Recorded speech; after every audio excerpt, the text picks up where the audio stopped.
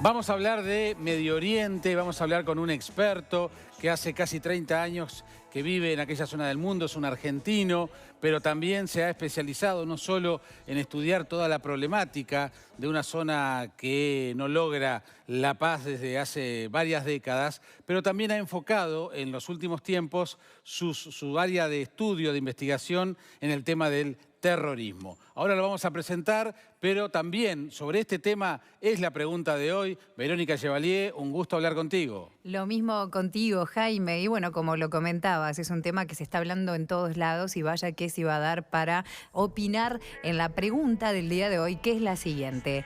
¿Crees que hay células terroristas en la región? Y nos pueden contar qué piensan enviando un SMS al 1212 con la palabra Boca 1 por la opción sí y Boca 2 por la opción no. También pueden enviar sus comentarios a nuestro mail a estabocaesmia@tele12.com y los esperamos en nuestras redes sociales. Twitter, @estabocaesmia12 y Facebook, estabocaesmia12. Les cuento que además ya están llegando comentarios que vamos a ir leyendo en la pantalla en el correr del programa. Para leer también tu comentario tenés que enviar un mensaje de texto con la palabra Boca. Dejas un espacio y lo mandás al 1212. Muy bien, gracias Verónica. Y estamos recibiendo con muchísimo gusto a Gabriel Ventasgal, que es argentino, hace 27 años que justamente está viajando por diferentes países para dictar charlas sobre su experiencia de vivir en Israel, en Medio Oriente y además fundamentalmente para tratar de hacer entender lo que allí sucede. Y bueno, de un tiempo a esta parte se ha enfocado también en su tarea en estudio del terrorismo, del Estado Islámico, motivo por el cual es muy valiosa su visita y vamos a tratar de terminar este programa entendiendo qué es lo que pasa allí. Bienvenido. Un gusto recibirte. Y bueno, Gabriel, el tema es, si bien la situación es conocida, ¿por qué en Medio Oriente, en Israel, con el pueblo palestino, no se encuentra la paz? Sin entrar específicamente en Israel, lo que hay que entender es que el Medio Oriente es una zona difícil de entender para una persona latina, porque ahí lo que manda es la religión. Cuando tú escuchas a alguien que habla del Medio Oriente y no hable de religión, es probablemente que sea un charlatán. Por ejemplo, tú analizas el conflicto en Siria. Es un conflicto entre musulmanes chiitas y musulmanes sunitas. En Irak, exactamente igual. Y específicamente entre Israel y palestinos, el conflicto también es religioso. Por lo tanto, hay que entender religión. O sea, es religión. ¿Qué papel juega la política? ¿Qué papel juega la economía, la geopolítica, el petróleo? Cumple una función importante. Por ejemplo, un país radical que considera, por ejemplo, que todo cristiano y todo judío son dhimmi, del árabe al-dima, y debe ser sometido al Islam. Un país como ese, ejemplo, Qatar, Arabia Saudita, países así, utilizan el petróleo para plantarte una mezquita en el medio de tu país y empiezan a hacer acción social, da'wa. Empiezan a comprar corazones, empiezan a expandir una ideología radicalizada y después tú ves, por ejemplo, en Perú, en México, a personas de aspecto indígena comportándose como musulmanes. Para eso necesitas dinero. Tienes dinero, te aprovechas de la debilidad del Estado para expandir tu radicalismo. Claro, exacto. El tema es también cómo se genera esa dependencia desde el punto de vista económico, pero también hay otros intereses ajenos a la región. Hay una presencia, por ejemplo, de otros países. Estados Unidos tiene una presencia allí. Hay países que venden armas, hay países que, digamos, también tienen sus intereses. ¿Cómo se maneja ese vínculo con otros países en esa región? Totalmente de acuerdo. A veces la influencia de estos países es negativa, incluso muy negativa. Ejemplo, ustedes en Uruguay disfrutan de uno de los niveles de poliarquía, de democracia más grandes, más altos del mundo. Creo que están en el puesto número 17 o 14 del mundo. De 163 países que se miden, su nivel de democracia es altísimo. Tienen un alto nivel de democracia, entre otras cosas porque tienen una clase media fuerte o relativamente fuerte, y cuando se debilita esta clase media se debilita la democracia. Y lo segundo, un país que ha sufrido la revolución industrial. Para que haya democracia tiene que haber revolución industrial y revolución francesa, las dos. En el Medio Oriente no hay eso. Entonces viene Estados Unidos y dice, vamos a implementar una democracia. ¿Cómo vas a implementar una democracia en una sociedad que ni siquiera ha vivido lo que ustedes han vivido? El efecto que ha provocado eso es una anarquía. Un hombre, un voto es una anarquía en Medio Oriente. Bueno, justamente yo ahora te comentaba fuera del micrófono que el año pasado, a fines de año que estuve en Israel, distintos académicos que de allí, de distintas tendencias, nos decían, por ejemplo, que esa aparente y permanente mediación de Estados Unidos a veces resulta perjudicial en tanto intenta imponer con cabeza occidental algo que no necesariamente va a ser efectivo en una zona que piensa de otra manera. Jaime, te pregunto a ti, ¿tú qué prefieres? ¿Un dictador no democrático, laico, o un musulmán radical en el gobierno, por ejemplo, de Egipto? Yo prefiero democracia, prefiero paz. Está bien, pero no me estás respeto de libertad. ¿Verdad? Es verdad. Ese es el dilema del Medio Oriente. No existe bueno o malo en Medio Oriente. Existe malo a veces y menos malo. Fíjate el caso de Abdel Fattah al-Sisi, presidente de Egipto. Un dictador no democrático, laico. La oposición son los hermanos musulmanes radicales. Esa es la realidad del Medio Oriente, lamentablemente. Bien, pero tenemos muchos problemas. Cuando hablamos de Medio Oriente no hablamos de un problema, hablamos de muchos conflictos. Yo al comienzo mencioné Israel-Palestina porque es seguramente de los que más años tienen, en los que más se ha invertido tiempo, dinero, cabeza para buscarle la paz. Se ha llegado casi que a la orilla y después regresamos atrás. Entonces ahí tenemos un problema inicial y después tenemos una cantidad de problemas que tienen que ver con países vecinos, ahí sí con temas religiosos, tribales, intereses. Entonces, ¿cómo analizar esa zona que es tan compleja para poder entenderla? ¿Tenemos que analizar los problemas en forma separada cada uno, los diferentes enfrentamientos? Yo te aconsejo analizarlo de dos tipos de conflictos. A ver. Acá hay un conflicto entre chiitas y sunitas. Musulmanes chiitas, musulmanes sunitas. Yo sé que suena medio extraño, pero 85% del mundo musulmán son sunitas, 15% son chiitas. Los chiitas tienen un país muy radical que es Irán y los sunitas tienen varios países líderes. Egipto, Turquía, Qatar, Arabia Saudita, son países sunitas. ¿Cuál es la diferencia entre los dos? La pregunta es ¿quién manda? Para un chiita, quien tiene que mandar es el hijo de Mahoma, o el nieto, la sangre de Mahoma. Para un sunita, solamente si tú perteneces a la tribu de Quraysh, que es la tribu de Mahoma, tienes que gobernar. O sea que son dos tendencias teológicas dentro del Islam. Entre ellos se odian desde el año 661. Y ahora hay una guerra muy clara en Irak, en Siria, en varios lugares entre chiitas y sunitas.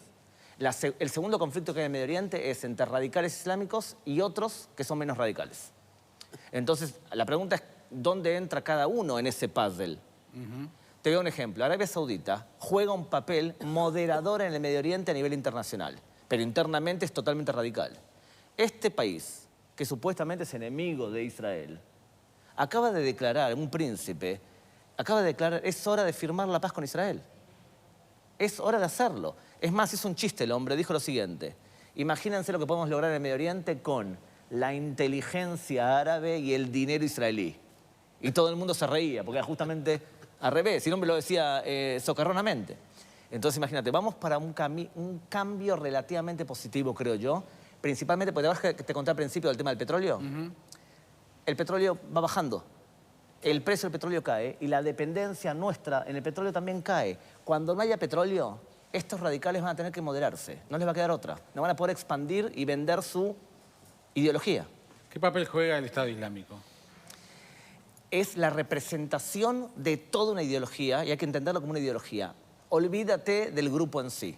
Tú matas al líder del Estado Islámico, Abu Bakr al-Baghdadi al-Qurayshi, y lo matas, el grupo sigue.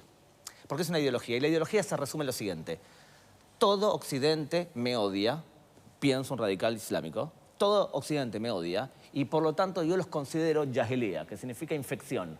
El hecho que tú estás sentado acá como una mujer en un panel y vestida así, eso es jahiliya. El hecho que tú votes es jahiliya. Toda tu cultura occidental, lo que ustedes estaban discutiendo fuera de cámara, excelente. Estaba más cerca de Leonora yo.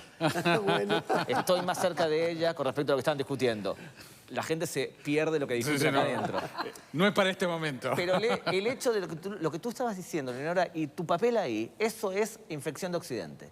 El hecho de que cristianos vivan en Medio Oriente, o judíos, un país judío como Israel, también es infección de Occidente.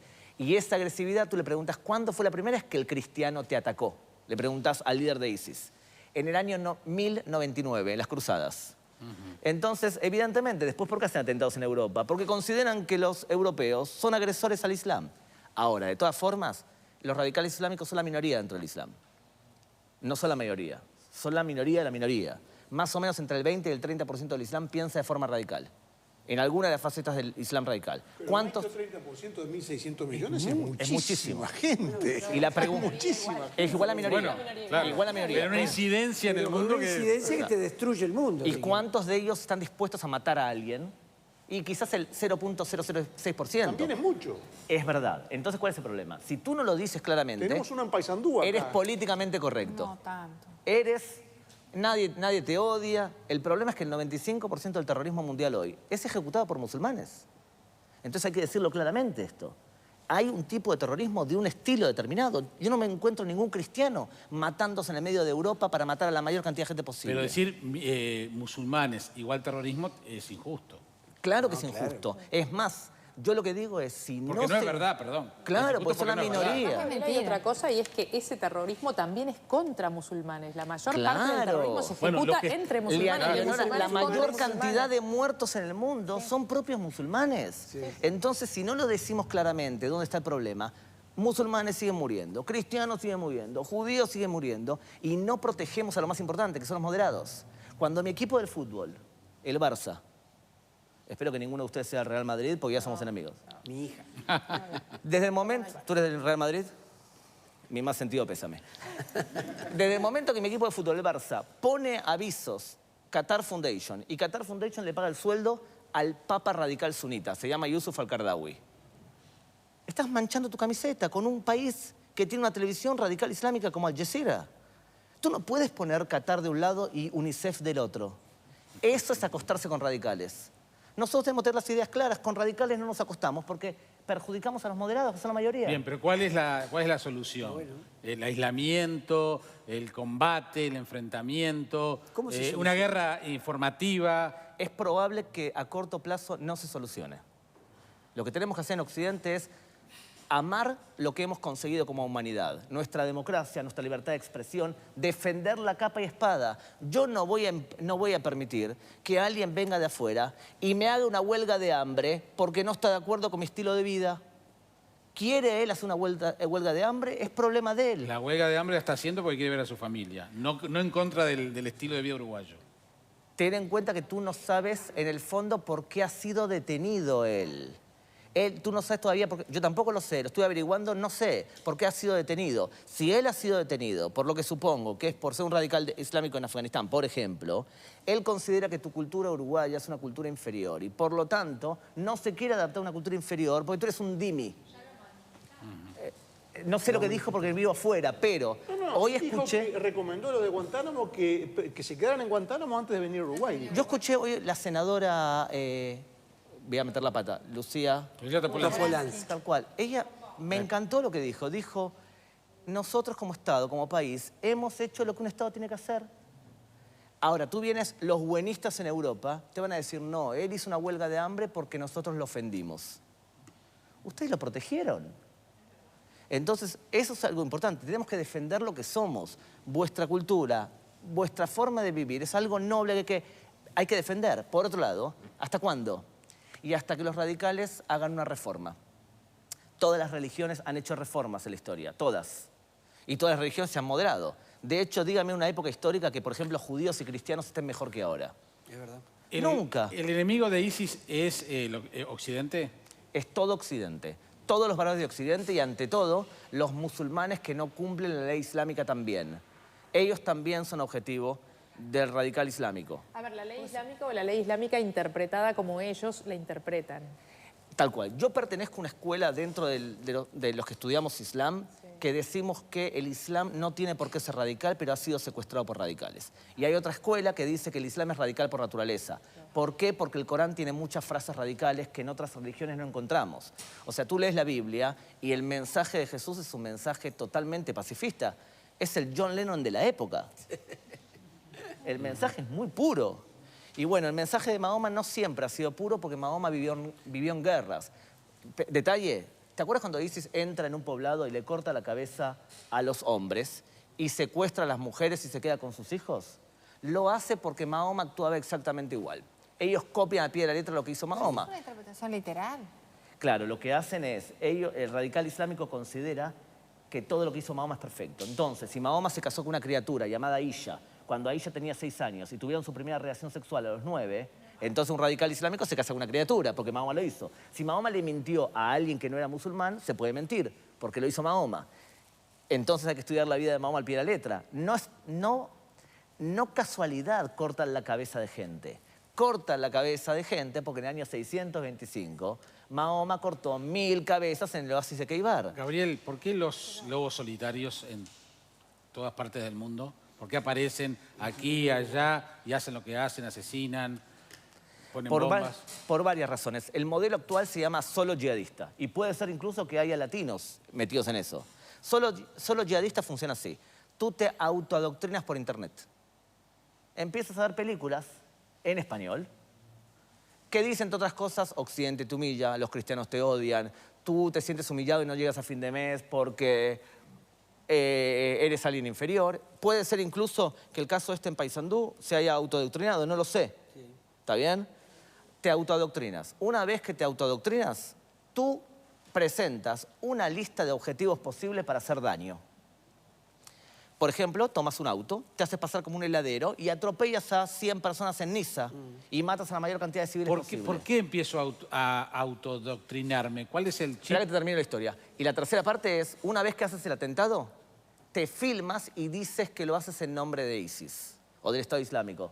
Significa, no estuvo el Estado Islámico atrás tuyo, fue un solo yihadismo. Esto es muy difícil de prevenir. ¿Por qué lo hace? Según la persona que lo haga.